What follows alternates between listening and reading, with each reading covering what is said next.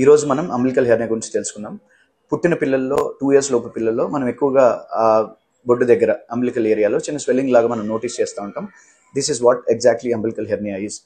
ఇప్పుడు ఇలాంటి సిచ్యువేషన్స్లో యూజువల్గా ఏమవుతుంది అంటే లోపల ఉన్న కంటెంట్స్ ఏవైతే ఉంటాయో అంటే యూజువల్గా పేగు ఇవన్నీ కూడా ఆ వీక్గా ఉన్న అంబిలికల్ వాల్ దగ్గర నుంచి బయటికి ప్రొట్రూడ్ అవ్వడం వల్ల చొచ్చుకు రావడం వల్ల మనకు చిన్న స్వెల్లింగ్ లాగా ఫామ్ అవుతుంటుంది. That is umbilical hernia.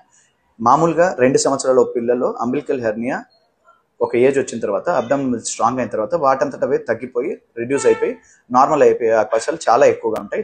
కొన్నిసార్లు మనము పిల్లలు ముక్కినప్పుడు కానీ ఏడ్చినప్పుడు కానీ ఈ స్వెల్లింగ్ లేదా ఈ ప్రొట్రూషన్ కొద్దిగా ఎక్కువగా ఆబ్వియస్గా కనపడే ఛాన్సెస్ ఉంటాయి. అయినా కూడా దానంతట అదే తగ్గిపోతుంది. 2 years దాటిన తర్వాత కూడా అంబిలికల్ హెర్నియా అలాగే పర్సిస్ట్ అయితే అప్పుడు మనకి సర్జికల్ ఇంటర్వెన్షన్ అవసరం పడుతుంది.